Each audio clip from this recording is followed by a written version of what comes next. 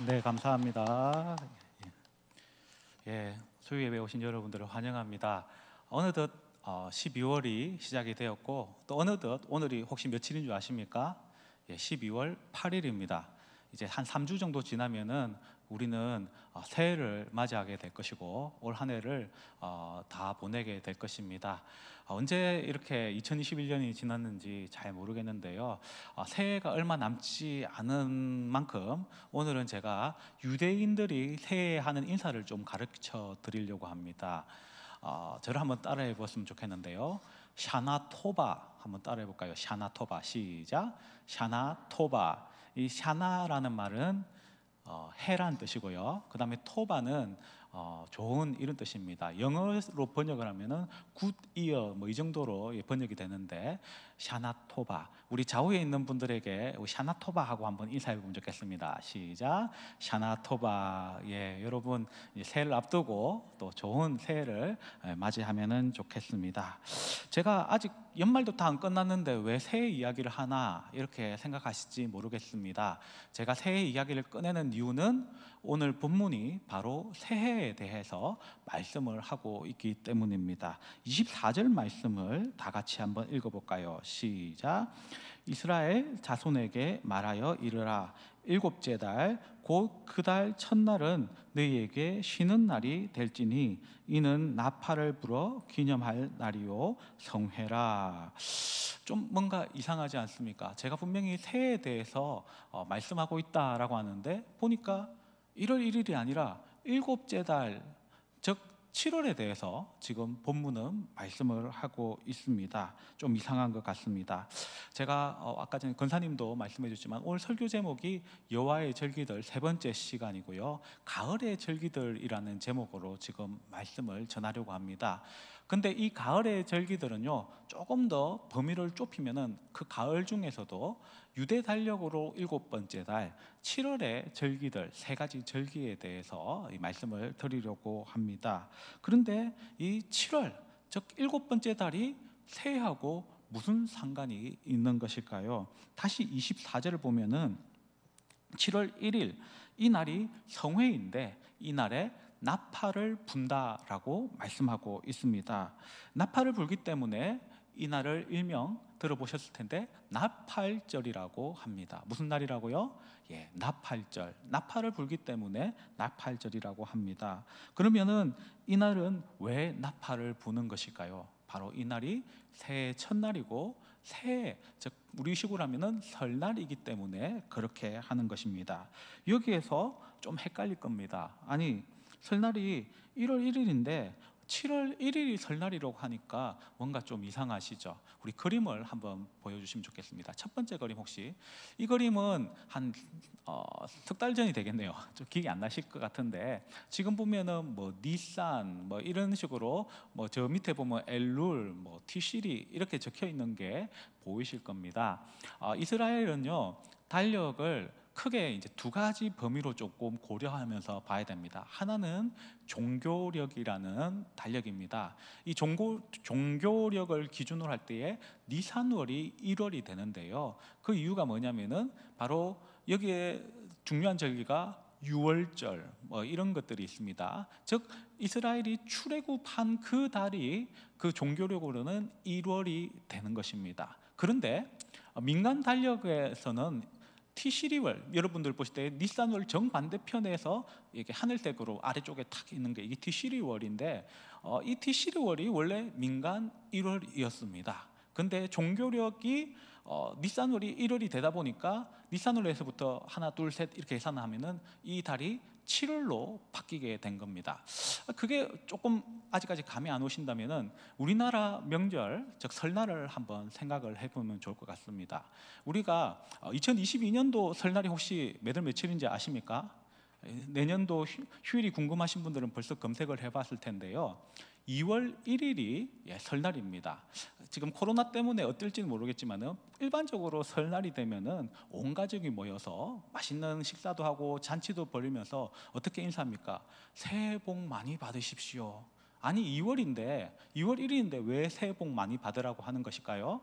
바로 음력으로, 즉 전통적인 달력에 의하면은 그날이 1월 1일이기 때문에 새해 복 많이 받으라고 하는 것이고, 대신에 지금 우리가 새롭게 도입한 이 태양력, 이것은 서양 달력을 따라가기 때문에 1월 1일이 지금 이렇게 지키는 것이죠. 마찬가지로 이스라엘 달력에 의하면은요, 저기 원래는 우리 구정과 같은 것이 바로 티시리월이 원래 구정 같은 것인데, 종교력, 즉 출애굽을 함으로 말미암아서 니산월이 1월이 되는 겁니다. 그러면 니산월을 기준으로 했을 때에 티시리월이 7월이 되기 때문에 7월 1일이 바로 원래 지켰던 구정과도 같은 그런 설날이 되는 것입니다. 여기까지 좀 이해를 해주시고 따라오시면 좋겠는데, 이스라엘은요, 우리나라가 음력을 지키듯이, 음력 1월 1일을 전통명절로 지키듯이, 설로 지키듯이 바로 이 티시리월 1일을, 즉 7월 1일을 원래의 설로 지키면서 나팔 부는 그런 나팔절로 지키는 것입니다. 우리는 보통 새해 첫날을 뭐라고 부릅니까? 설날이라고 부릅니다. 왜 설날로 부를까? 한번 생각을 해보셨습니까? 이것의 정확한 유래는 사실 찾아보기 힘들다고 합니다.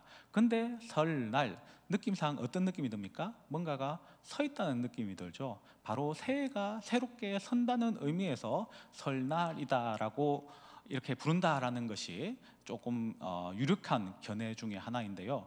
우리는 설날이라고 부르는 이 새해 첫날을 이스라엘 사람들은 뭐라고 부를까요? 로시 하샤냐. 로시 하샤냐. 로시라는 말은 헤드, 즉 머리를 의미하고요. 하샤냐, 아까 전에 새해 인사를 뭐라고 했죠? 샤냐 토바라고 했잖아요. 이 샤나라는 것의 해라는 뜻입니다. 이어. 그리고 하는 더라는 의미입니다. 그래서 그 해라는 뜻입니다. 그 해의 머리라고 일컫습니다. 새해 첫날 이 7월 1일을 로시 하샤냐라고 일컫는데요. 한번 생각을 해봅시다. 양이 한 천막에 막 들어옵니다. 그러면 이 양이 천막에 들어올 때 뭐부터 들어올까요? 꼬리부터 들어올까요? 다리부터 들어올까요? 뭐부터 들어올까요? 머리부터 들어오겠죠. 그와 마찬가지로 새해가 찾아오면서 머리부터 들이밀고 온다라는 그런 의미에서 로시 하샤냐라고 일컫고 있는 것입니다. 근데 이 새해 첫날을 앞서 무엇이라고 부른다고 했죠? 우리는 로시 하샤나라고 부르지만은 어떤 절기로 지킨다고요? 나팔절로 지킨다고 했습니다. 우리 그림, 그 다음 그림 한번 보여주실까요? 지금 이분들이 뭐 하고 있는 것 같습니까? 나팔을 부는데 이 나팔이 참 멋있게 생겼습니다. 뭘로 만든 나팔일까요? 뿔로 만든, 보통 양각 나팔이라고 하는데 이 뿔로 만든 나팔입니다. 이 나팔을 부는 절기는 7월 1일, 바로 로시 하샤냐, 이 나팔절과 희년에만 이 뿔로 된 나팔을 불고요. 물론 또 월삭에서도 월삭을 알리기 위해서 이 뿔로 된 나팔, 이 나팔을 불어서 신호를 보내기도 합니다. 근데 한번 저 뿔이 무슨 뿔로 만든 것일까요? 일반적으로 뭐 소뿔이나 아니면 양뿔처럼 보이지도 않는데, 금방 그 그림 다시 보여주십시오. 이 바로 저 동물의 뿔로 만든 걸로 보입니다. 영양입니다. 영양. 아프리카 지방에 이제 밀림에 많은데요. 저러한 들어있는 양들의 뿔로 만드는데 그 뿔들이 멋있는 것은 저렇게 휘어져 가지고 나오는데 저 속이 비어 있기 때문에 불어서 이 나팔을 부는 것입니다. 이 새해에 나팔을 부는 이유는 무엇일까요? 민수기 29장 1절에는요, 이 날을 나팔을 부는 날, 이것을 이제 히브리어 하면 욤 테루아라고 일컬었습니다. 성경을 보면은요, 이 나팔은 종종 신호를 보내기 위해서, 이스라엘 백성들에게 신호를 보내기 위해서 사용이 되었는데 크게 이제 두 개의 나팔을 사용하는 경우가 많았죠. 근데 이 나팔을 뭐 길게 불든지 또 짧게 불든지, 크게 불든지 적게 불든지, 두 개를 동시에 불든지 한 개를 불든지 따라서 어떨 때는 전쟁이 발발했다, 어떨 때는 집합을 해라, 어떨 때는 이동해라, 이러한 신호가 되는 것을 우리는 볼 수가 있습니다. 고린도전서 14장 8절에서는요 이렇게 말씀을 하고 있습니다. 만일 나팔이 분명하지 못한 소리를 내면 누가 전투를 준비하리요. 이것은 물론 이제 방언이라는 이 부분에 대해서 나오는 구절이긴 한데요. 이때 이 나팔이 분명한 소리를 내지 못한다라는 것이 어떤 의미냐면은 바로 저런 나팔로 이스라엘에게 신호를 보내는 것을 말합니다.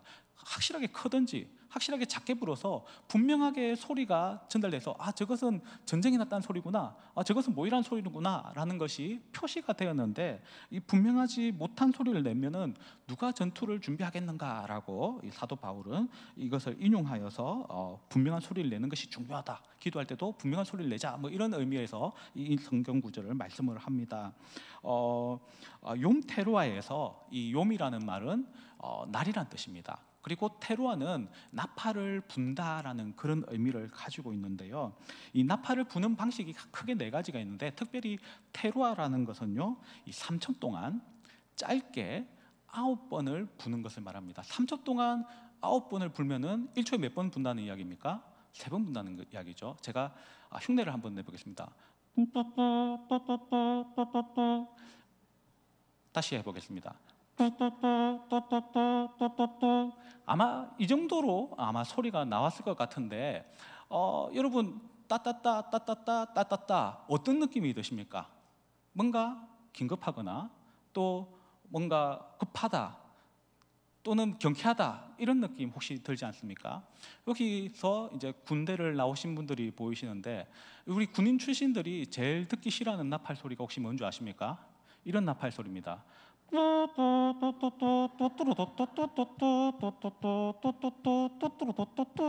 무슨 나팔 소리인 줄 아십니까? 예, 기상나팔 소리입니다. 정말 이 소리를 들으면 너무 괴로웠습니다. 잠을 더 자고 싶지만은 아침 6시면 어김없이 일어나는 이 기상나팔 소리, 이것 때문에 잠을 깨어야 했고 하루 일과를 시작을 했어야만 했었습니다. 이 테루아도 비슷한 나팔 소리입니다. 바로 일어나라는 소리입니다. 너희가 영적인 잠을 자지 말고 영적으로 각성하여서 깨어라, 영적으로 일어나라 라는 그런 기상나팔과 같은 그런 신호의 소리였던 것입니다. 또한 이것은요, 전쟁의 경고를 의미하는 소리이기도 했습니다. 즉, 이 소리 뚜뚜뚜뚜뚜뚜뚜뚜 이 소리를 들으면은요, 뭔가 급한 마음이 들지 않습니까? 전쟁이 났다, 이런 소리가 되기 때문에 이 소리를 듣는 사람은 긴장을 하게 되고 전쟁을 준비해야 되겠죠. 그런데 이 소리는 동시에 기쁨의 소리도 될 수가 있었습니다. 뚜뚜뚜 뚜뚜뚜 뚜뚜뚜.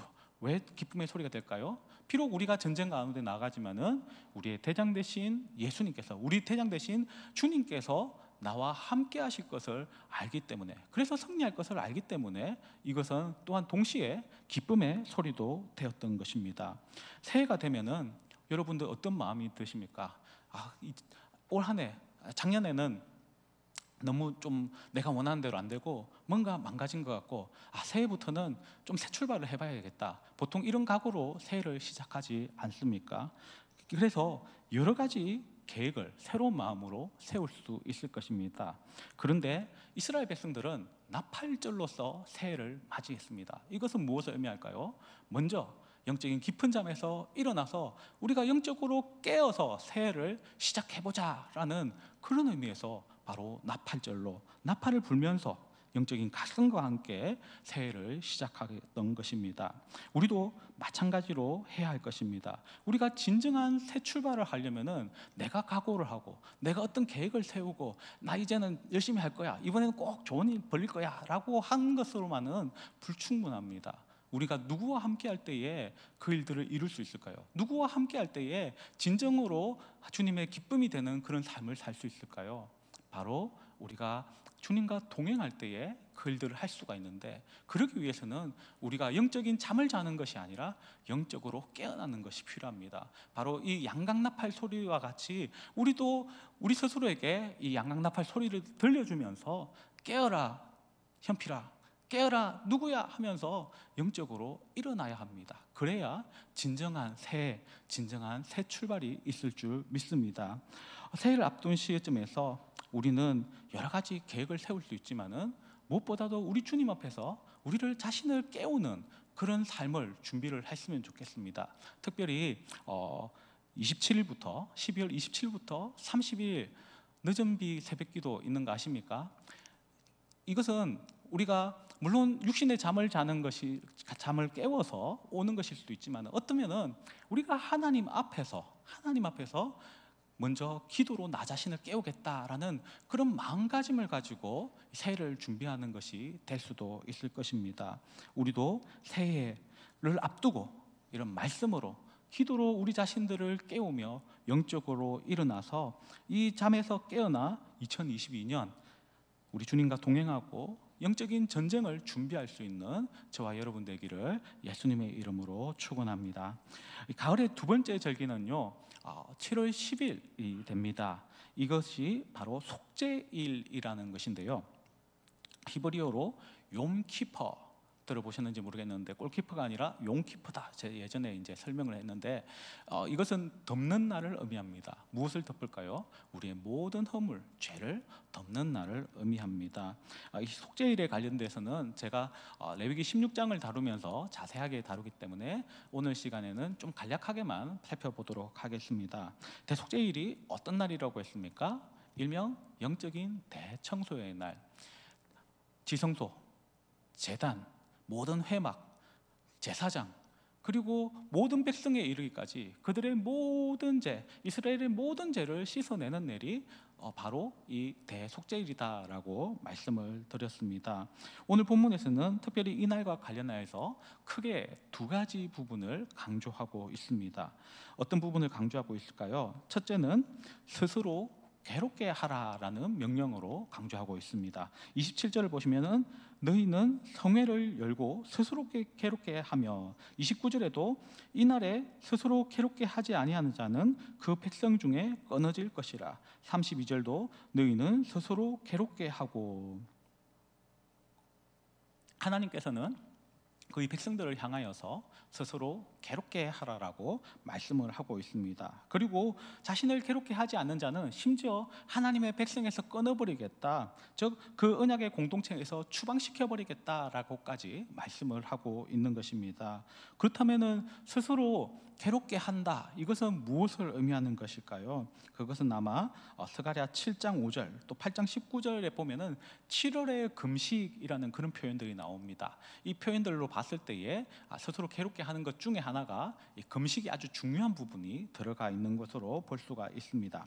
이 둘째로는 안식하라라고 말씀을 하고 있습니다. 28절 말씀을 보면은 속죄할 속죄일이기 때문에 아무 일도 하지 말라고 하시고요, 또 30절에서도 어떤 일이라도 하는 사람은 멸절시켜버리겠다. 그리고 31절 32절에도 역시 안식을 강조하고 있습니다.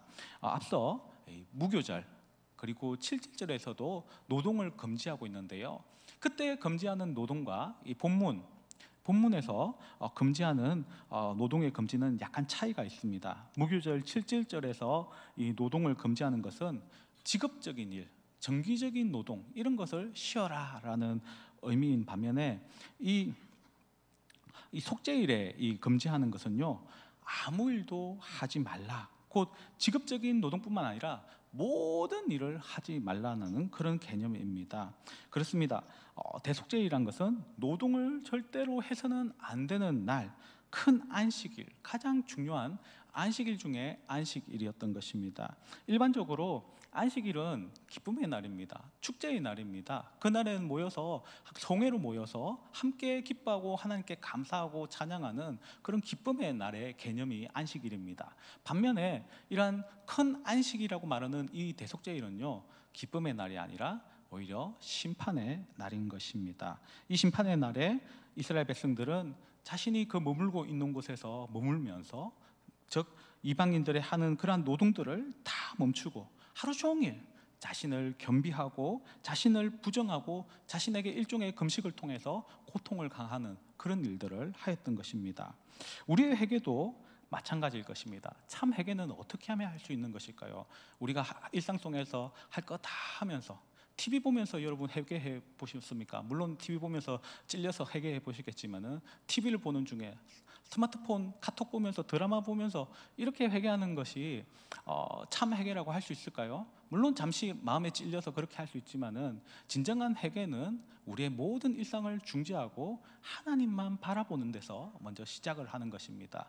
그리고 또 때로는 금식과 같이 우리 스스로의 통제를 통하여서 우리 주님만 온전히 바라봅니다라는 그런 믿음의 고백을 가질 때에 온전한 회개를 할 수가 있을 것입니다. 우리가 하나님 앞에서 진정한 회개를 하기 원한다면은 우리는 이러한 시간들을 가짐으로 하나님 앞에 나가기를 힘써야 할 것입니다. 예전에는 이런 분들이 있더라고요. 물론 뭐 기도여행 가는 게 꼭 옳다는 건 아닙니다. 그렇지만은 주님을 사모하는 마음으로 일상과 잠시 끊고 하나님만 찾기 위하여서 뭐 기도원이라든지 때로는 뭐 교회 가운데 기도의 장소를 찾아가서 그 가운데 주님 앞에서만 은혜를 구하고 또 울며 주님 앞에 간구하는 이런 모습들이 우리 신앙의 선배들 모습 속에서 종종 그래도 몇 분 이렇게 살펴볼 수 있었던 것 같습니다. 근데 요즘에는 그런 분들이 숨어서 하시는지 눈에는 잘 안 띄는 것 같습니다. 그래서 간혹 이 땅의 현실을 두고 또 뭐 본인의 개인의 문제를 두고 그렇게 기도하는 분들의 모습을 한 번쯤 보고 싶다라는 그런 생각이 들 때가 있습니다. 우리도 진정한 해결을 원한다면은 뭐 꼭 기도원에 찾아가라는 말은 아니지만은 우리가 일상을 멈추고 난 주님 앞에 주님밖에 없습니다. 주님의 은혜 없이는 살 수 없습니다. 그 주님 앞에 나의 모든 죄를 정결하게 씻기를 원합니다라는 그런 마음을 가지고 우리의 일상을 쉬고 주 앞에 또 때로는 금식을 하면서 주님의 얼굴만을 구하는 그런 모습이 우리에게 필요할 것입니다. 속죄일은 새해를 시작을 하면서 맞이하는 두 번째 절기입니다. 전통적으로 유대 랍비들은요, 이 날을 어디와 연결시키냐면은 시내산에서 율법을 받은 날과 연결을 시킵니다. 예전에 제가 시내산에서 율법을 받은 날과 연결되는 때가 언제라고 했죠? 77절이라고 말씀을 드렸습니다. 3월 6일 77절 이렇게 말씀을 드리는데 또 보니까 이 속죄일이 율법을 받은 날과 연결이 됩니다. 어떻게 연결이 되는 걸까요? 이 77절에서 시내산에 율법을 받으러 모세가 올라갔었지 않습니까? 근데 그 율법을 이스라엘 백성들이 그대로 간직할 수 있었습니까? 아닙니다. 이 모세가 여호수아하고 이게 시내산에서 내려오는데 막 시끄러운 소리가 들립니다. 뭐 하고 있었습니까? 아론을 비롯하여서 이스라엘 백성들이 금송아지를 섬기고 있었습니다. 그때 모세는 어떡합니까? 너무나도 크게 분노하여서 이 율법판을 이 아래로 향해서 던져서 깨뜨려 버립니다. 그 이후에 어떻게 했을까요? 하나님께서는 이번에는 직접 판을 모세가 제작을 해서 들고 올라오면은 거기에다가 율법을 새겨주겠다라고 말씀을 하셨는데, 이렇게 두 번째 율법을 받아서 내리고 온 날이 유대인들의 그 전통적인 계산에 의하면은요, 이 대속죄일에 이렇게 율법을 받아왔다라고 보는 것입니다. 즉 새해에 새 출발을 하면서 우리는 회개와 함께 우리 삶을 정결하게 함으로써 새해를 시작하는 것이 필요한데, 특별히 그 회개는 그냥 막무가내 내 감정에 의한 그런 회개가 아니라 바로 하나님의 말씀에 바탕을 한 그 말씀으로 살겠습니다라는 그런 고백이 담긴 그런 새 출발이 우리에게 필요한 것입니다. 우리는 참된 회개를 통하여서 특별히 말씀대로 살지 못한 우리 자신의 삶을 반성하면서 이제 새해에는 주님의 말씀을 가까이 하고 주님의 뜻대로 살겠습니다, 이러한 고백으로 살아갈 수 있는 저와 여러분 되기를 예수님의